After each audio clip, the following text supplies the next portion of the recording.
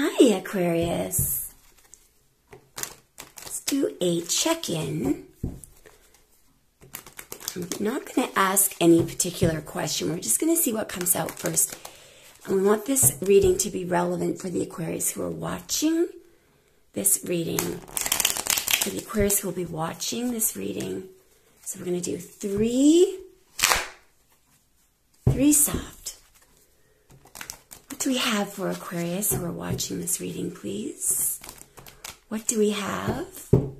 What do we have for Aquarius who are watching this reading, please? What do we have? There's three coming out.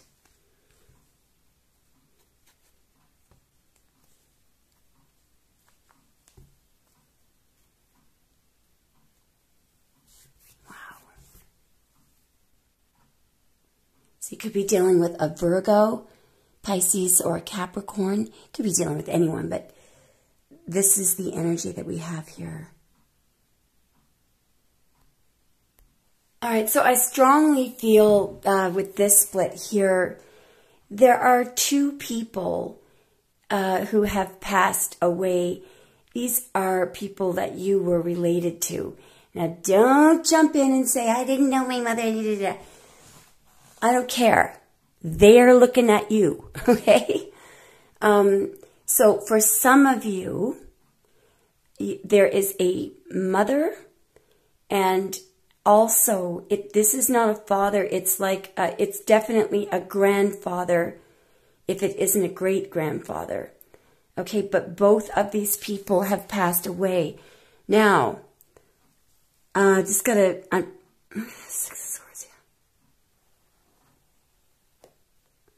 I need to clarify this for a second, find out why. Just before I clarify, the feeling that I'm getting is that you've been through hell lately. I do not think that you have the support that you deserve. I was going to say need, but you deserve. You may not need it, but you deserve this. You may be a bit worn out. I'm seeing you over here in the Page of Pentacles energy.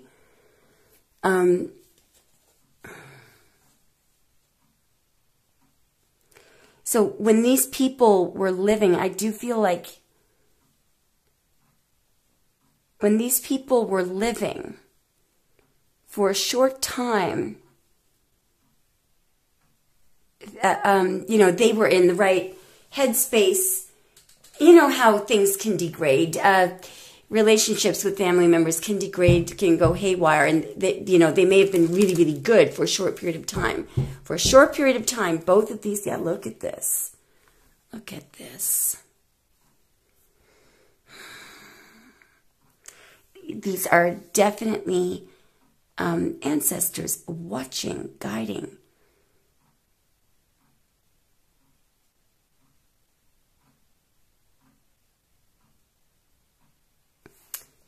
I have no idea what that is, but I am going to figure it out.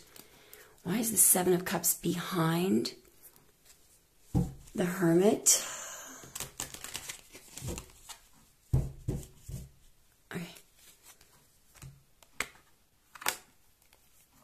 Okay. Oh, okay. Why did this have to happen? It's a toxic female right there. There's you. There's some bloody deception. Oh, God. Okay. Let's just keep going, okay? So these ancestors are not happy about this. There's something that I'm going to say that you don't know because you don't have empirical evidence of it, but I feel like you do know. You can almost see it, or maybe you've dreamt about it. But it's some kind of confusion, and it's the kind of confusion that Spirit does not like. There you are again in the Nine of Pentacles. Okay, and there's the star. Awesome. Okay, uno momento. So you have a very strong connection with Spirit and with animals. I'm seeing here's the star card in this deck. And it was interesting because the other day I was reading I was trying to figure out why, when we look at, right now I'm looking at a bouquet of fake flowers over in the other corner of the room. And I was trying to figure out why is it that some things look purple and some things look red. And so I sat down and I did all this research on light and photons and all this stuff. And while I was looking at that, I discovered that ultraviolet light, a human eye cannot see, but butterflies can. And right after that, I was doing a personal reading for someone, and not this split in particular, but this card came up. So what I feel is going on here is I feel like these two ancestors, one of them could be your mother. I'm choking up here. They're communicating with you through other things that can also operate in the quantum field. Birds, for example, they just know when to. You ever think about how odd it is that, at 4 a.m. when the first bird, how does it know? How is it so confident? It just knows. How do they know where to go and when to go? They just do. They're very connected. So the name Mary or Elizabeth or Fry, F-R-Y-E, may be relevant to you. I just have to, this split is reminding me of that poem, do not stand at my grave and weep. I am not there, I do not sleep.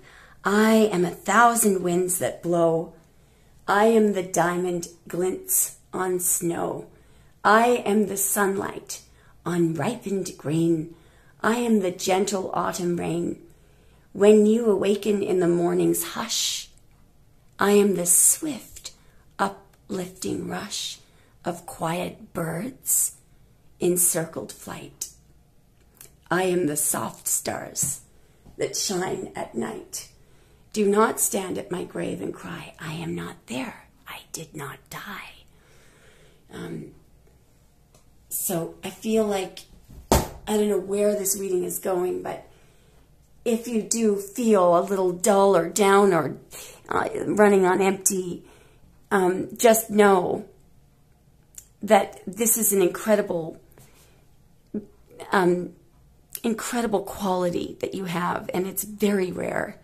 I wish it weren't so rare, but it is. Okay?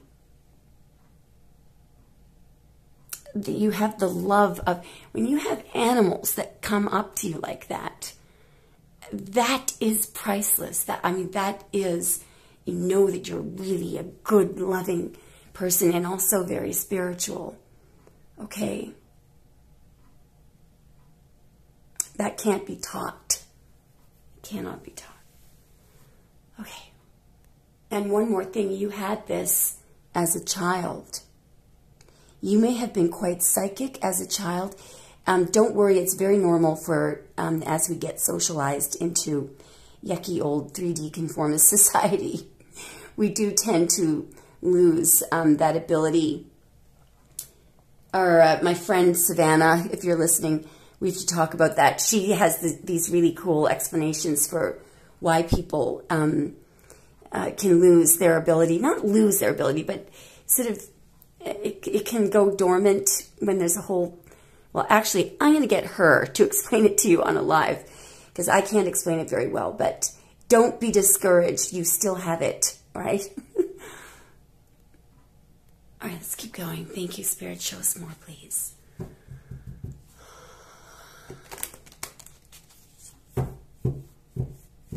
Okay. This is interesting. Oh, Aquarius. God love you. All right, so we have the Two of Swords, Moon in Libra, and the Star.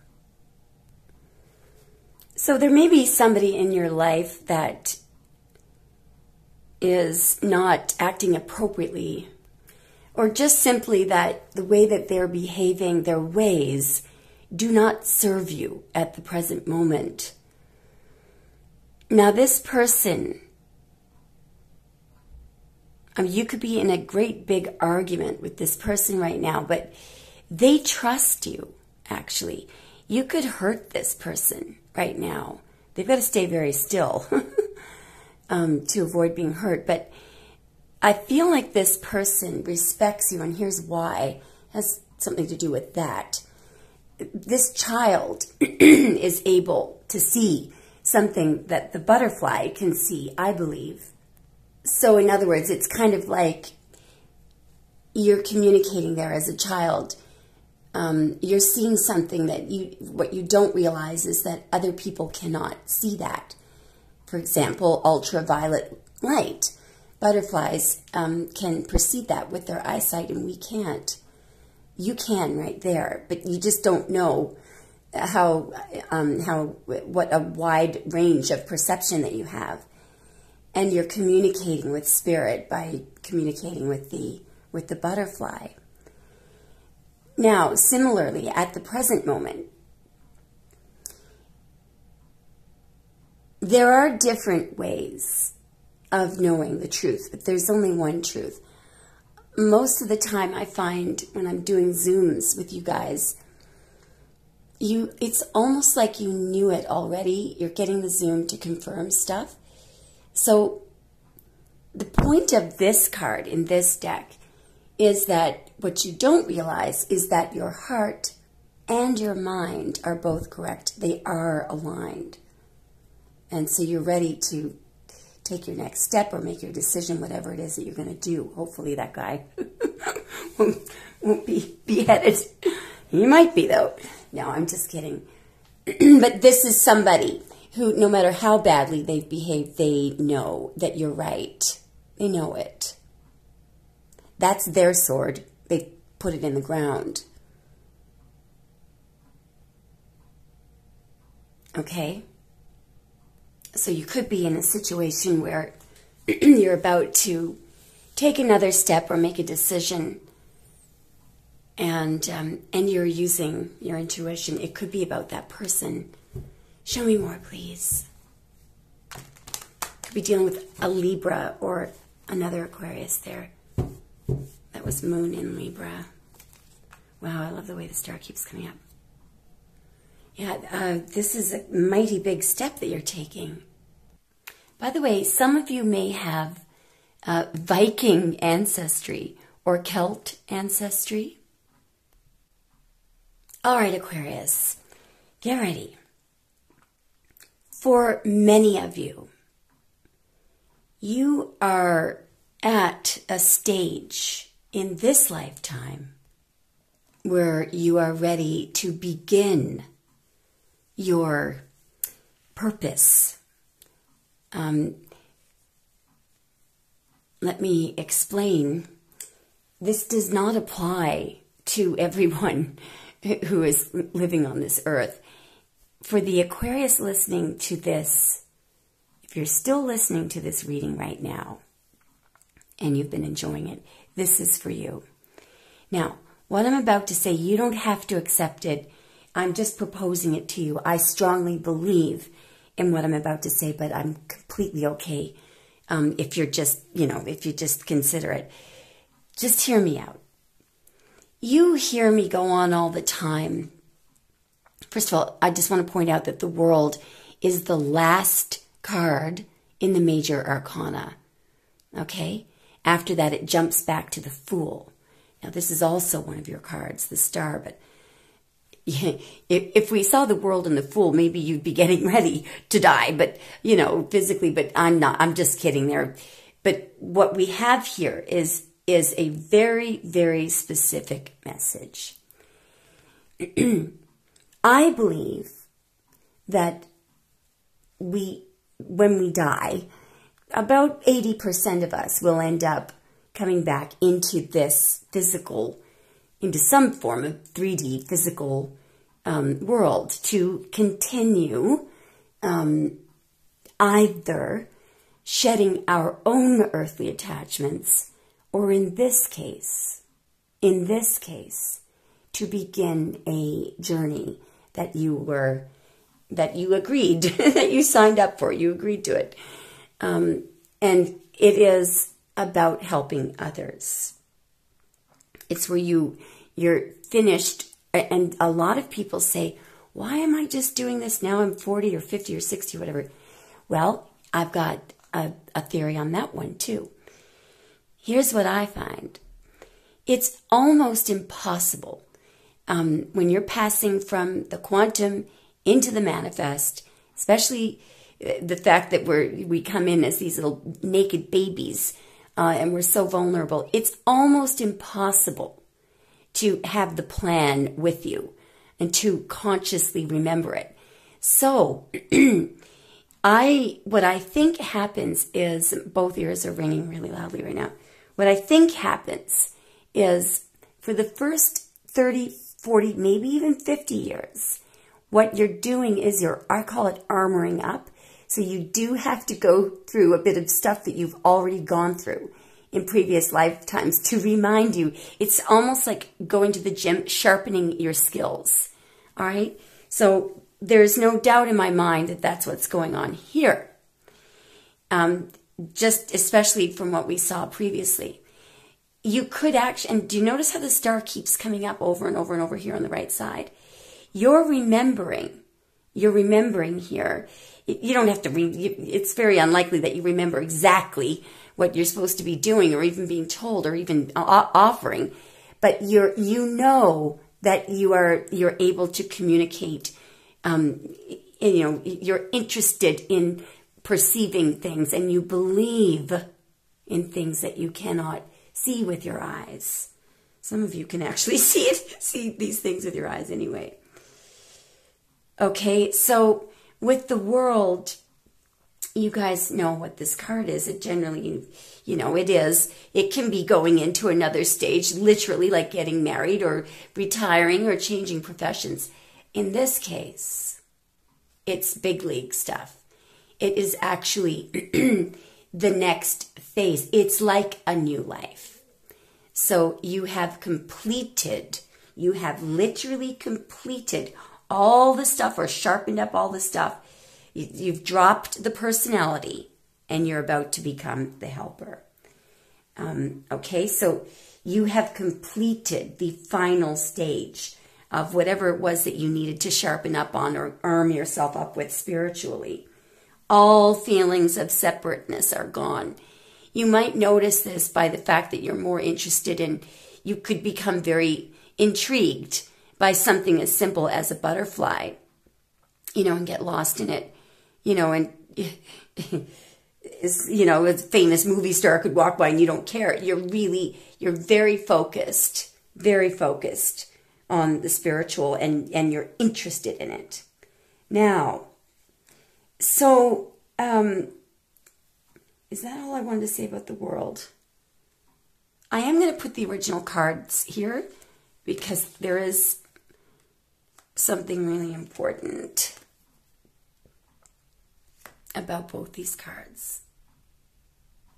So one more thing about the world, and I notice that a lot of you, and I really appreciate it, when you comment, sometimes you say, Emma, I don't know if I can accept that, but it's interesting. I really appreciate the way that you're even considering it.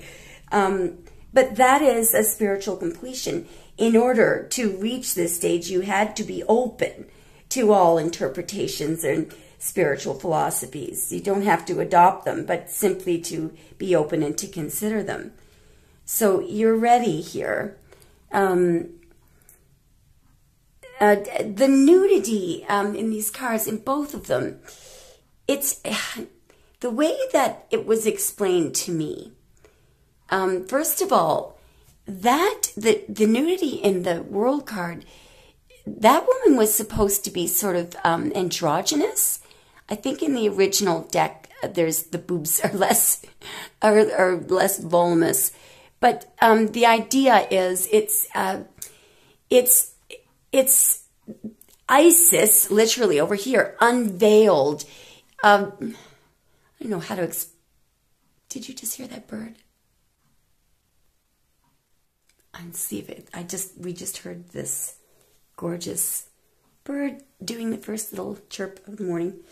Anyway, the nudity in the star and in the world, it's there because we're supposed to realize that both of these cards are very meditative cards, especially the star.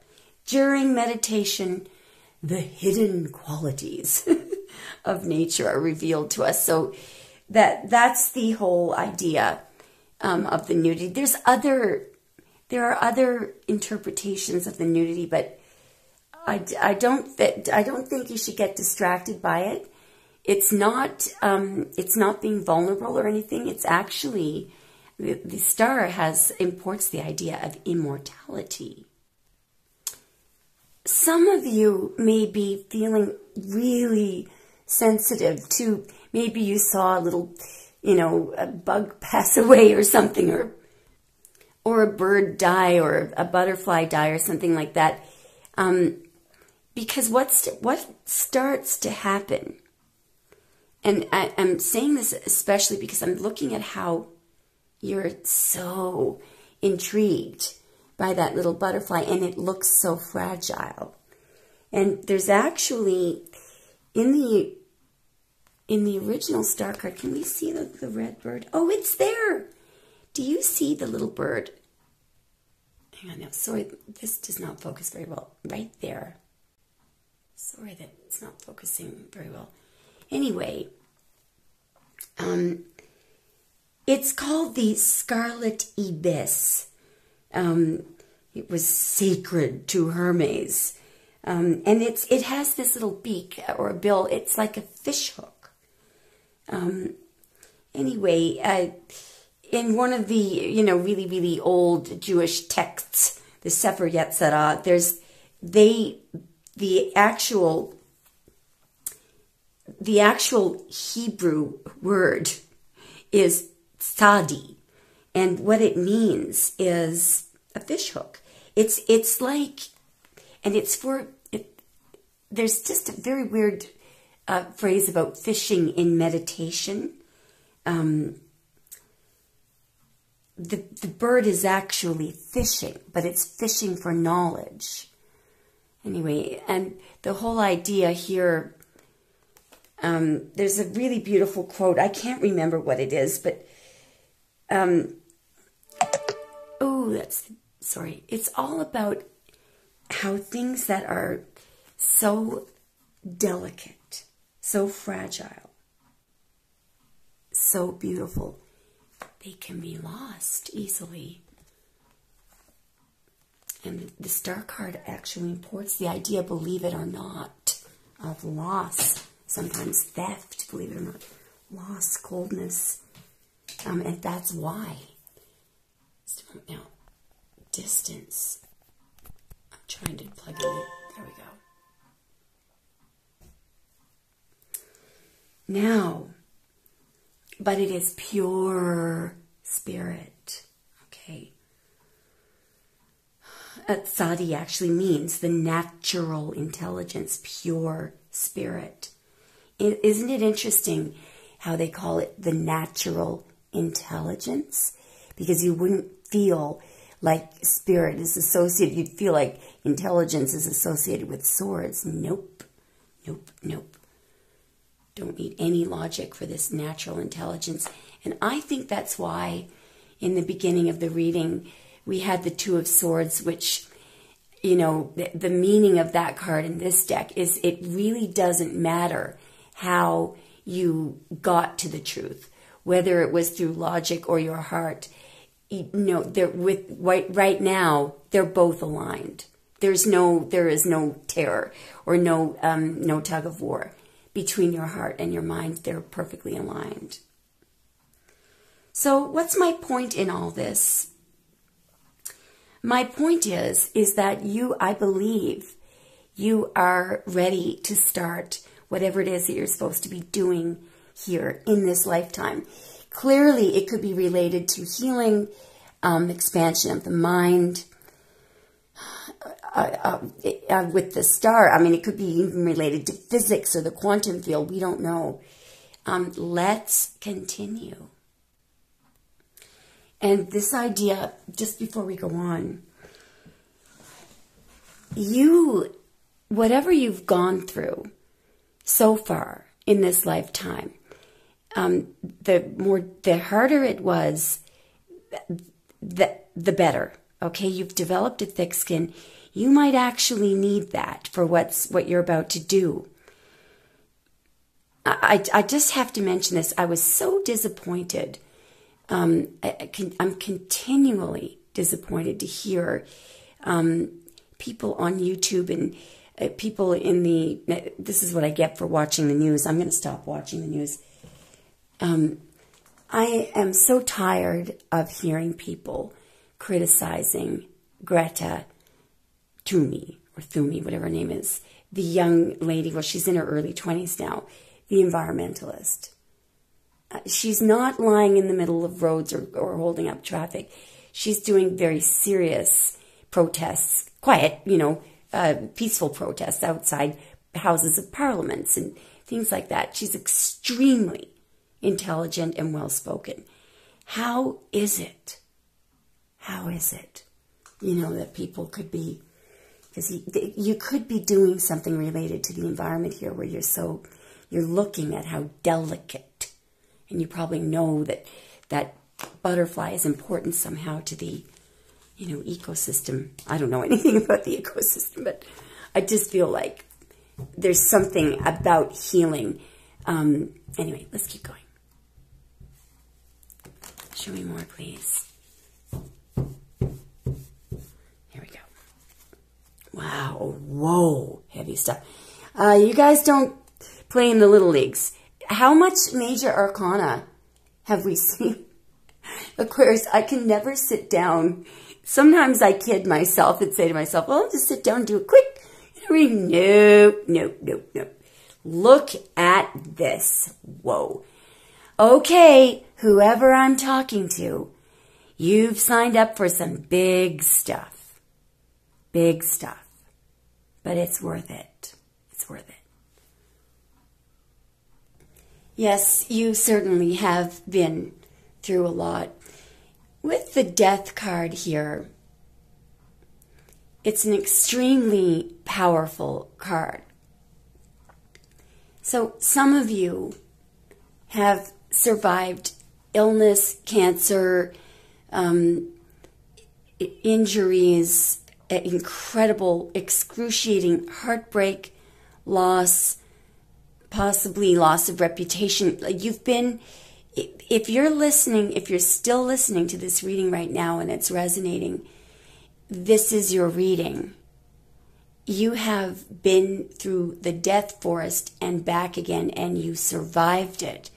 And not only that, but it enhanced your connection with spirit. You're powerful, very powerful. And you would know now that you probably find that when you've been through an enormous loss, or enormous heartbreak, enormous betrayal, and you've survived it. Especially, for example, if you were ill and you had no chance of living, and you just knew that you could connect with spirit. You just had that. Even if you had to scrounge, you found the mustard seed of faith. You connected with the other realm, and boom. The abilities are limitless, as you know, as you've learned. So what happens when you've been through hell and back? You're not afraid of anything. Nothing. I just want to give you sort of a little lighthearted metaphor. There was a movie, and I cannot remember what the name of the movie was. It was a comedy. Anyway, there's this man, and he's really, really in love with his wife. And unbeknownst to him, his wife's sister has come to visit, and they look a lot alike. So he's coming home from work, and he's all happy. He doesn't know that the wife's sister is going to be there. And he gets out of his car, and he hears this, these people sounding like they're really enjoying themselves. Oh, And he looks in at the bedroom window from the outside of the house and sees the silhouette of what looks exactly like his wife, and her hair and her shape. And of course, what he doesn't know is that it's his wife's sister and some man that she who tagged along with her. His wife wasn't even in the house at the time. So he, instead of going in the house, he has a breakdown. He gets in his car and he's crying, and he's literally absolutely, this is the end, for him. And as he's pulling out of his driveway, somebody, a robber, comes along and puts a GUN to his head and says, give me your wallet, give me all your money. And the guy looks at the robber and says, go ahead, please, can you shoot? Because he was so depressed, and it scares the robber away. But you get the idea. You lose your fear of death even when you've lost things that or gotten through, I call it the death forest, and you survive. And especially if part of the reason why you got through it was because you prayed. And especially if other people said, oh, there's no way you can get through that. No, it's impossible. And you get through it. And you see that miracles happen if you can muster up that mustard seed of faith and just talk to God, deal with God, straight on. By the way, I find that if you happen to be going through the impossible, there is something incredible about doing sound meditation at 4 a.m. or just before, a half an hour before the sun rises. You can you can move mountains as long as your goal is laudable, is something that you need to survive, and you know what I mean. Okay, now, so the fear of death is, what I find is that it is intense in people who are focused only on the material. And, another way of saying, you might think to yourself, well, I know a person who's afraid of death, but she or he is not materialistic. Well, if they have no faith, if they make fun of people who pray before they eat, things like that, if they have no faith, if they're constantly the kind of people that make fun of, holistic remedies and tarot card readers, the type, those people, just watch what happens to them when they get a cancer diagnosis. Intense fear. They're afraid of everything. Afraid of, their reputation going down the drain. Afraid of getting cancer. Afraid of being robbed. Fear. And it's an incredible handicap. So just know how well you've done. You're ready. So there's something, whatever it is that you're about to do, it's pretty major because it requires a lot of courage, faith, and knowledge, spiritual knowledge. And also, I just want to read you something that when I look at this card, not the original death card, but this card, it reminds me of this poem that was written in the 1800s. Out of the night that covers me black as the pit from pole to pole, I thank whatever gods may be for my unconquerable soul. In the fell clutch of circumstance, I have not winced nor cried aloud. Under the bludgeonings of chance, my head is bloody but unbowed. Beyond this place of wrath and tears looms but the horror of the shade, and yet the menace of the years finds and shall find me unafraid. It matters not how strait the gate, how charged with punishments the scroll. I am the master of my fate. I am the captain of my soul. And that is what you have learned. that is the poem Invictus. Poor old Prince Harry, who's really getting a beating in the media. He, by the way, he is the one that he did see it, see the Invictus idea from other countries, but he is the one, not him and William or Kate. He is the one that insisted that they start that.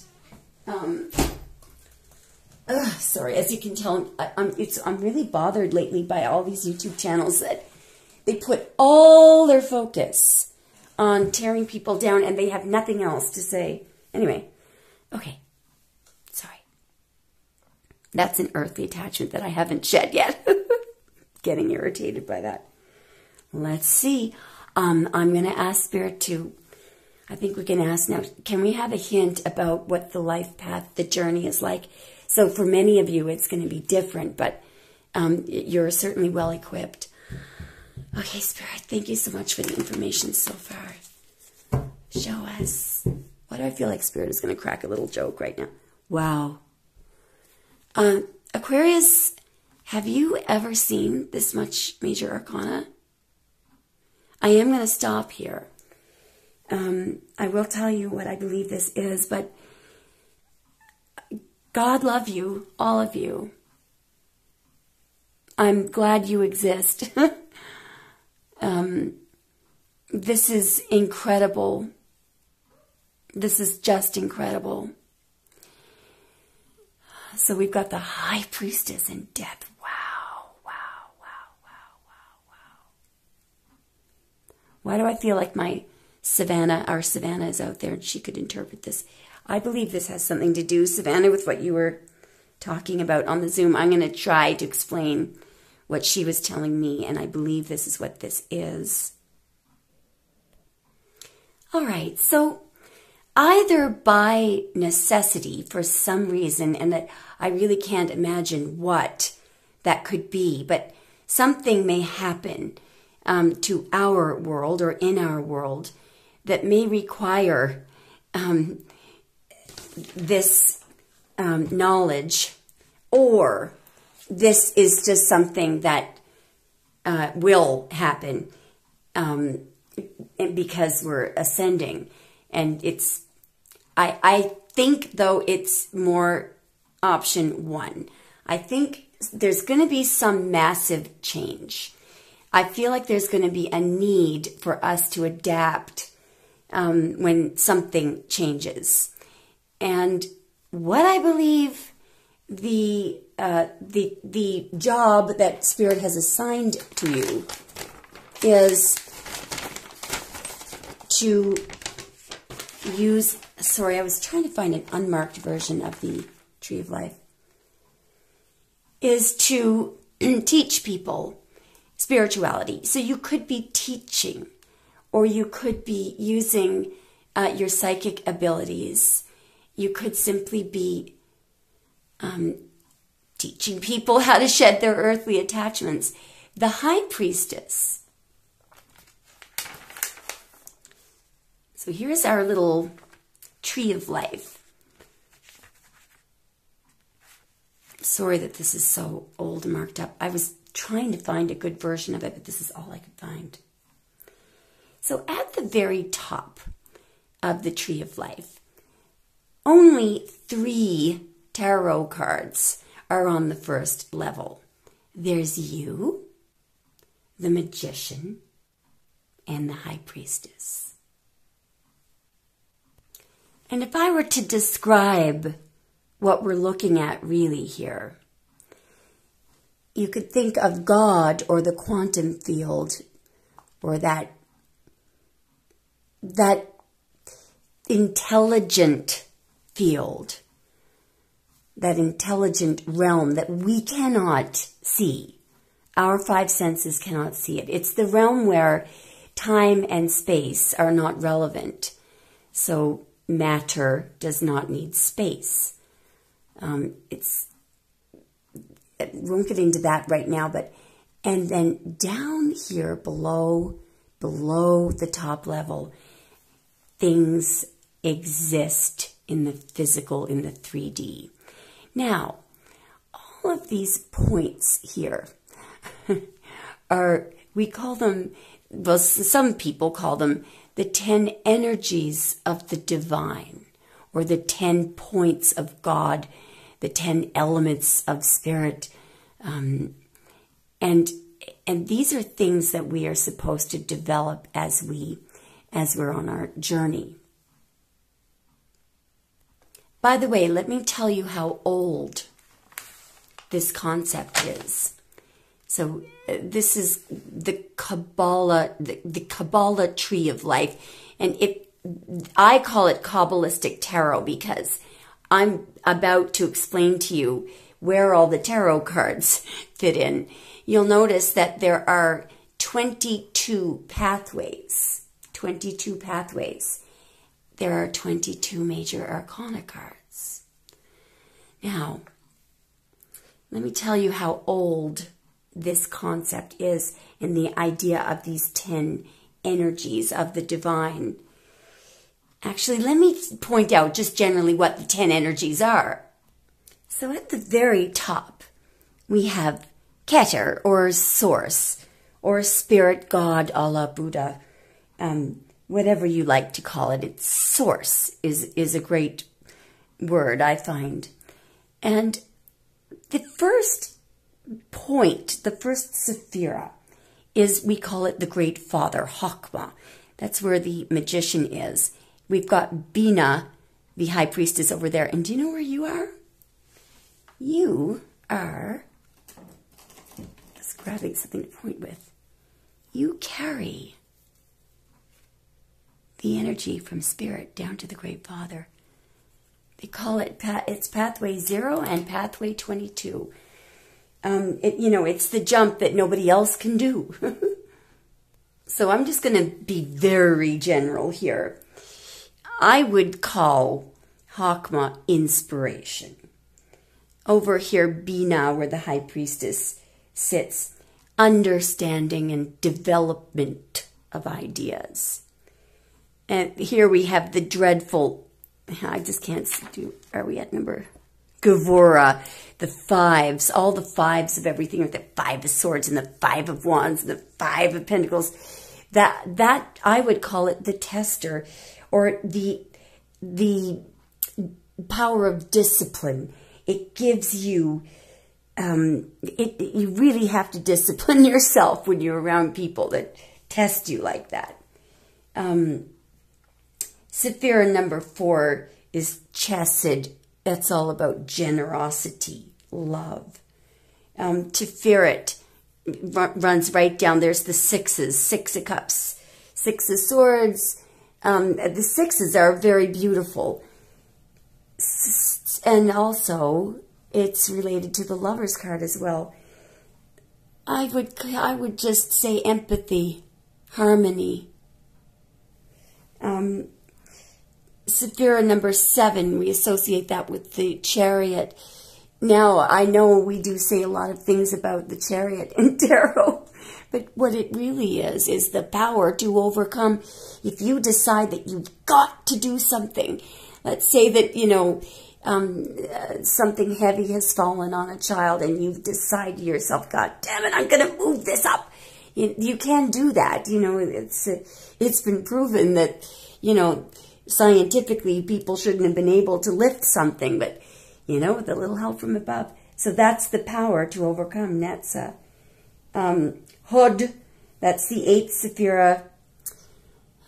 Gratitude, that's what I would call that. Humility, Number 9, Yesod, where the hermit sits in all the 9s.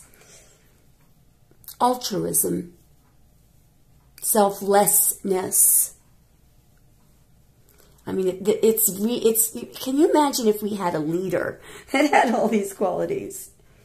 And finally, the 10th Sephira at the very bottom, which is interesting, speech. We call it Malkut, but it's the ability to communicate these things, So now, let me tell you how old this is.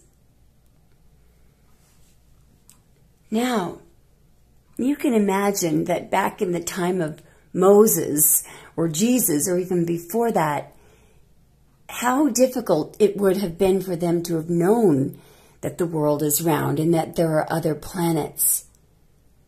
How would they have known? Well, guess what? So this tree of life comes from a text, a religious text. It's ancient Hebrew, really, but the Jews rely heavily on it. They call it the Book of Formation, or the Sefer Yetzirah, Seferyetzirah, for anyone who wants to look it up. Now, let me tell you how old this is. There are several versions of it, but it is said to have been written by Abraham, although there's tons of, it's hotly contested who actually wrote it. The long version is about 2,500 words long, and it's all about the 10 divine energies of God, the 10 Sephirah, the 10 points of God. But also, so we all know that the year zero, well, we're in 2024, sorry, forgot the year that we were in right now. If we are to go back 2024 years, we're at year zero, when Jesus was born. Now, if we go back before Christ, or BC, let's go back. Let's go back to the year, let's say the year 1000 BC. And I'm doing this just to give you some reference points. So that would have been around about the time that the first temple was built in Jerusalem. Let's go back further. Let's go back 2,666 years before Christ was born. It's around about this time that the Book of Formation was written. So that's how old it is.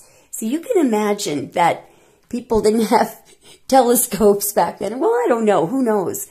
Now, let me explain to you what we know is in the Book of Formation. So we've got the 10 synergies of the divine. There's all sorts of themes in the Book of Formation.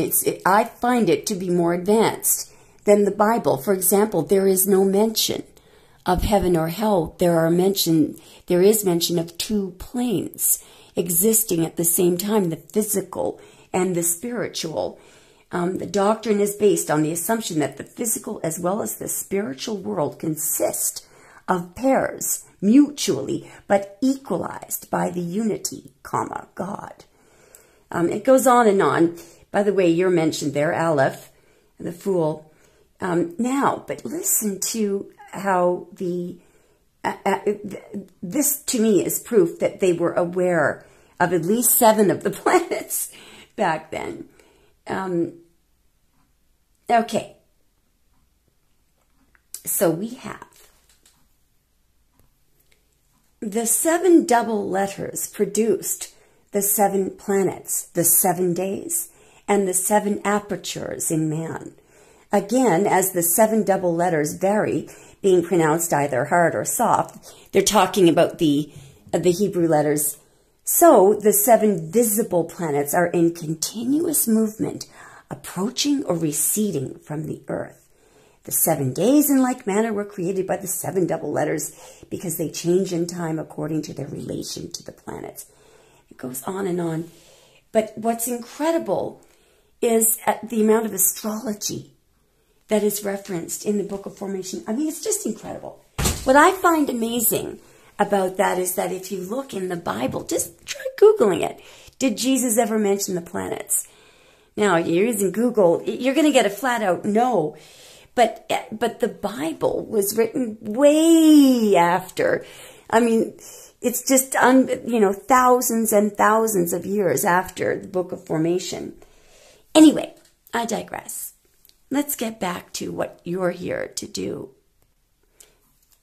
So the high priestess, I sometimes like to think of her as a librarian, but she's really more than a librarian.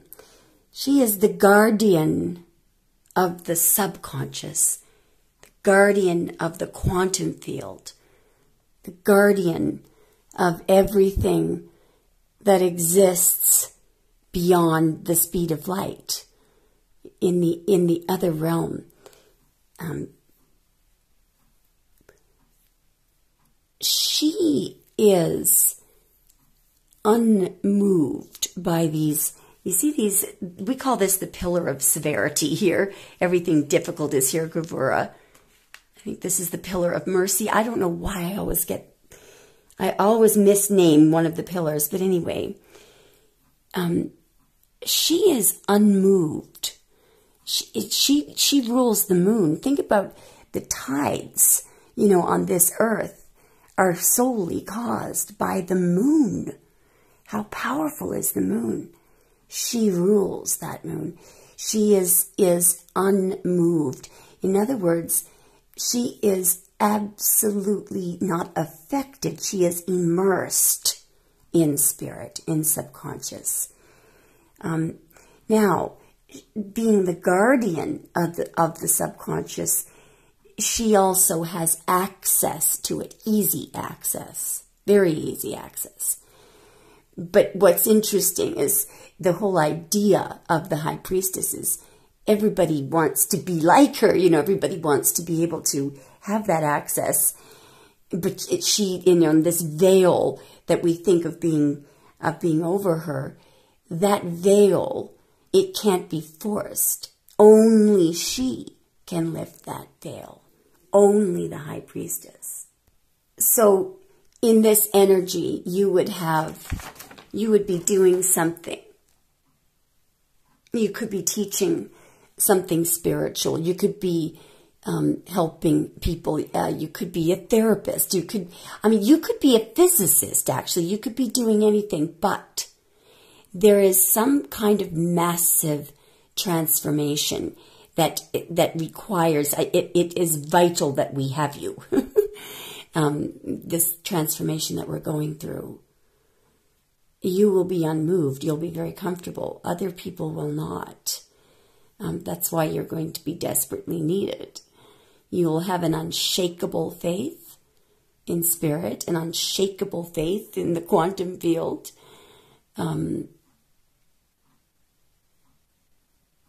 You may have to protect your energy. You may have to keep information.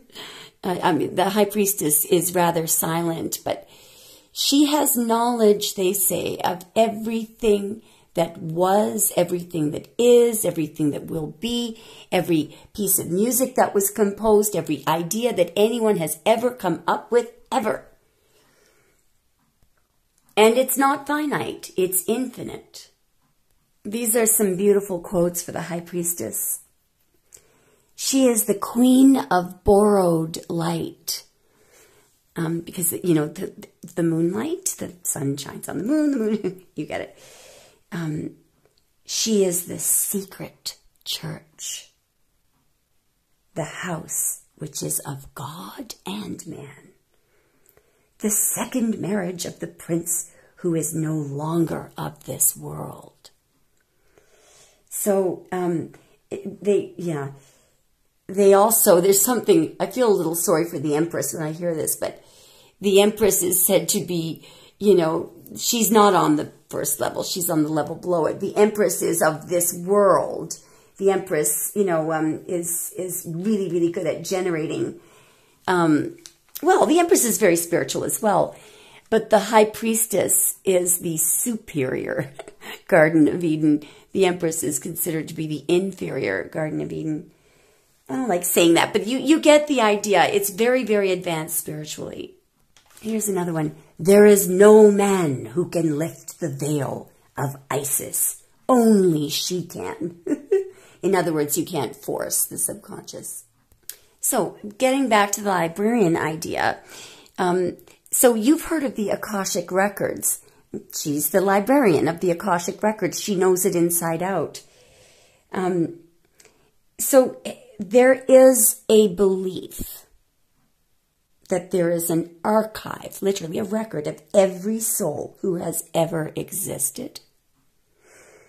It's like a catalog of stories about yourself as well.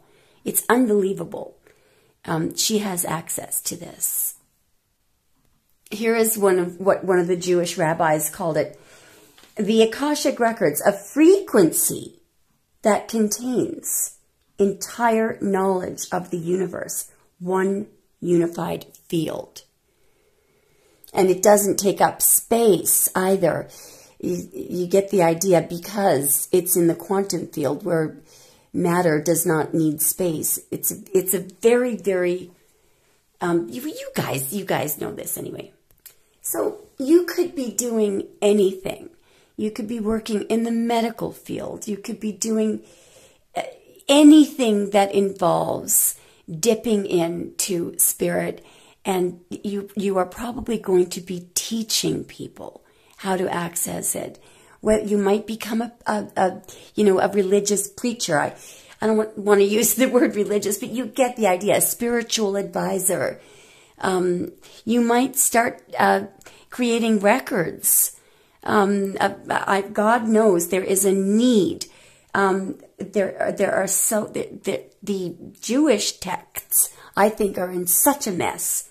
And somebody has got to do something about the Christian Bible. It's really getting out of hand. It is so badly, the meaning of what is supposed to be conveyed is now being totally distorted. So, you could be doing anything, but I do believe that it will involve dipping into the other realm. You could simply become a card reader or a psychic. It's something where you're going to be helping people and teaching, I believe. And I think you're going to be really happy. And let me just say, you could even be a warrior. But here's how you would be using this high priestess energy. I'm reading from Deuteronomy. And this is funny. This is called Laws of War. No joke.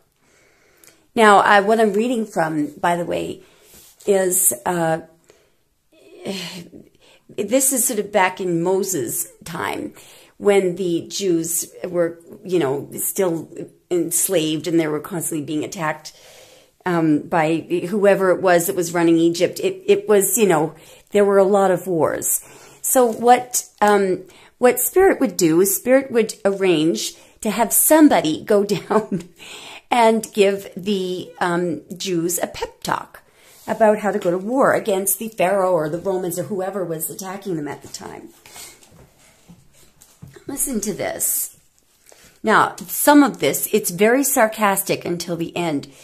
What's happening in this passage? This is one of these beautiful parts of the Old Testament, the 5 books of Moses. This is her turf, Deuteronomy.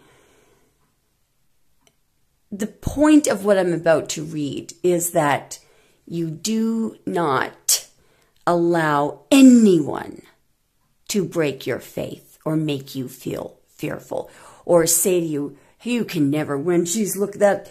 They've got way more than you do, that type of thing. And so what this chapter, it's chapter 20 of Deuteronomy, is focusing on, is saying to you, take everyone around you, anyone that's putting you down or making you feel like you can't do it, get rid of them. Because if they, and also anyone who's interested in material things, and you'll see what I'm talking about in a moment when I read it. And the kicker is the very last paragraph of, anyway, I'm just going to shut up and read it. When thou goest out to battle against thine enemies, and seest horses and chariots and a people more than thou, be not afraid of them. For the Lord thy God is with thee, which brought thee up out of the land of Egypt. And it shall be, when ye are come night unto the battle, that the priest shall approach and speak unto the people, and shall say unto them, Hear, O Israel, ye approach this day unto battle against your enemies. Let not your hearts faint. Fear not, and do not tremble, neither be ye terrified because of them. For the Lord your God is he that goeth with you, to fight for you against your enemies, to save you. Here's the funny part. And the officers shall speak unto the people, saying, What man is there that hath built a new house, and hath not dedicated it? Let him go and return to his house, lest he die in the battle, and another man dedicate it. And what man is he that hath planted a vineyard, and hath not yet eaten of it? Let him also go and return unto his house, lest he die in the battle, and another man eat of it. And what man is there that hath betrothed the wife, and hath not taken her? Let him go and return unto his house, lest he die in the battle, and another man take her. And the officers shall speak further unto the people, and they shall say, What man is there that is fearful and faint-hearted? Let him go and return unto his house, lest his brethren's heart faint as well as his heart. And it shall be when the opposite goes on. Now,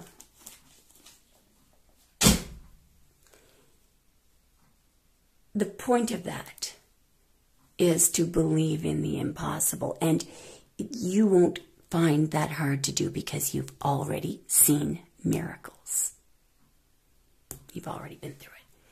Grace, let me know if it resonated. That was really enjoyable. Okay, love you guys. Bye.